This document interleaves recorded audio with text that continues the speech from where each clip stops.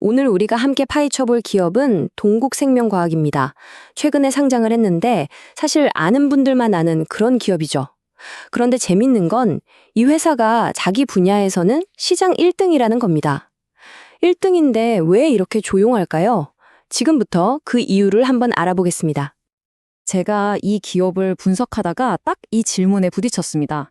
아니, 어떻게 자기 나라 시장에서 1등을 하는 회사가 이렇게까지 시장에 관심을 못 받을 수가 있죠? 뭔가 앞뒤가 안 맞는 느낌? 들지 않으세요?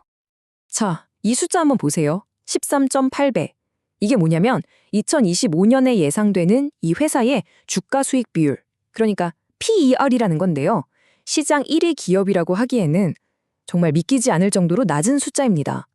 보통 이런 지점에서 이거 뭔가 있는데? 하는 생각이 딱 들기 시작하죠. 네, 그래서 이번 시간에는 이 저평가된 시장 리더라는 미스터리를 한번 풀어보려고 합니다. 도대체 어떤 회사길래 이런 평가를 받는지 그 회사의 본질부터 한번 들여다보겠습니다. 이 회사를 이해하려면 먼저 조영제라는 걸 알아야 합니다. 우리가 병원에서 CT나 MRI 찍을 때 우리 몸속을 더 선명하게 보려고 주사 맞는 약 있잖아요. 그게 바로 조영제입니다. 말 그대로 몸 안에다가 형광펜으로 쫙 밑줄을 긋는 역할을 하는 거죠. 현대의학에서는 정말 없어서는 안 될 존재입니다. 이 회사가 걸어온 길을 보면요. 이게 그냥 하루아침에 뚝딱 만들어진 회사가 아니라는 걸 알 수 있습니다. 1998년에 국내 최초로 복제약, 그러니까 제네릭 조영제를 만들었던 선구자였고요. 2017년에 독립해서 본격적으로 자기 사업을 시작하고 이제는 차세대 기술의 코스닥 상장까지 정말 한 단계 한 단계 착실하게 밟아온 거죠. 그런데 이 회사의 진짜 무서운 점은 바로 이겁니다. 수직 계열화. 이게 무슨 말이냐면 약의 원료부터 시작해서 최종 완제품까지 모든 과정을 자기들이 직접 다 한다는 뜻이에요. 우리나라에서 이게 유일하게 가능한 곳이 바로 동국생명과학입니다. 그러니까 원가 경쟁력이나 공급 안정성 면에서 다른 회사들이 따라올 수가 없는 거죠. 사업 포트폴리오를 보면 이 사람들이 얼마나 영리하게 사업을 꾸리는지 알 수 있는데요.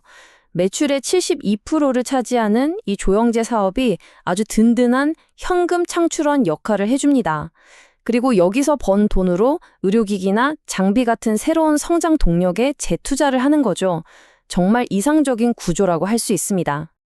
하지만 이 회사는 단순히 조영제만 잘 파는 회사에 머무를 생각이 전혀 없어 보입니다.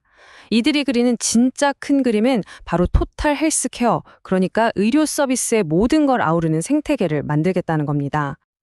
이 전략의 변화가 정말 핵심인데요. 예전에는 그냥 조영제라는 제품 하나를 파는 데 집중했다면 이제는 진단에 필요한 모든 과정을 하나로 묶어서 솔루션으로 제공하겠다는 거예요. 이미 전국 병원에 깔아놓은 탄탄한 영업망이라는 고속도로 위에 이제 조영제뿐만 아니라 의료기기, AI 소프트웨어 같은 새로운 차들을 계속해서 올리겠다는 거죠. 물론 이 큰 그림을 혼자서 다 그릴 순 없겠죠. 그래서 각 분야의 최고들과 손을 잡았습니다. 독일의 지멘스 같은 글로벌 의료기기 대기업부터 우리나라의 AI 진단 분야 강자인 루닛까지 그야말로 어벤져스 팀을 꾸린 셈입니다. 이렇게 되면 어떤 일이 벌어질까요? 바로 시너지가 폭발하는 겁니다.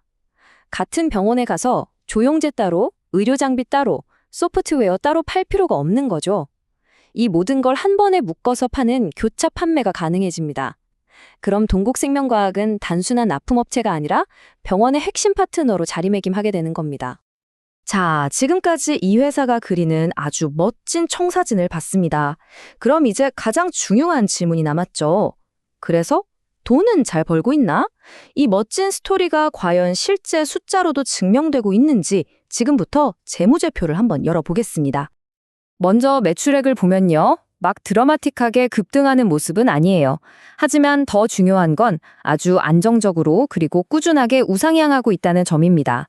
외부 환경이 어떻게 변하든 흔들리지 않고 성장을 이어가고 있다는 확실한 증거죠. 그런데 정말 인상적인 건 바로 이 영업이익 그래프입니다. 매출 성장률보다 훨씬 더 가파르게 치고 올라가고 있죠. 이게 뭘 의미하냐면 그냥 물건만 많이 파는 게 아니라 아주 효율적으로 수익성 높게 장사를 잘하고 있다는 뜻입니다. 그리고 2025년 전망치를 보면 이 성장 스토리가 정점을 찍습니다. 매출이나 영업이익도 꾸준히 늘지만 저기 당기순이익 증가율 보이세요? 무려 270%가 넘습니다. 이건 회사의 수익 구조 자체가 한 단계 레벨업하고 있다는 아주 강력한 신호입니다.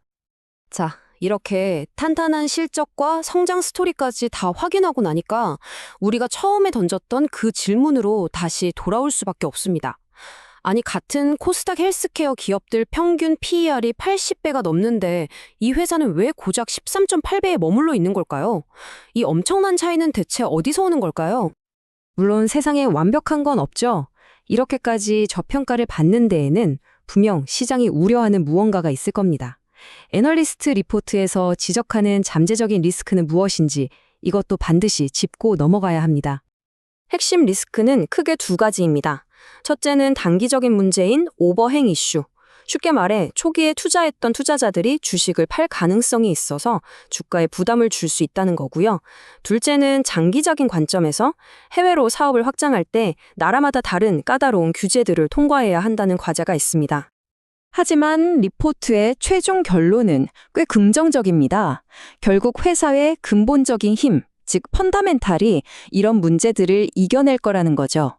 실적이 계속해서 눈에 보이게 좋아지고 주식 물량 부담이 해소되면 가치 재평가는 시간 문제라는 분석입니다. 결국 이 모든 이야기를 종합해보면 마지막 퍼즐 조각은 아마도 시간과 증명이 아닐까 싶습니다. 과연 동국생명과학은 시장이 잠시 놓치고 있는 숨겨진 챔피언일까요? 아니면 이 저렴한 가격표 뒤에 우리가 아직 보지 못한 진짜 리스크가 숨어 있는 걸까요? 그 판단은 이제 여러분의 몫으로 남겨두겠습니다.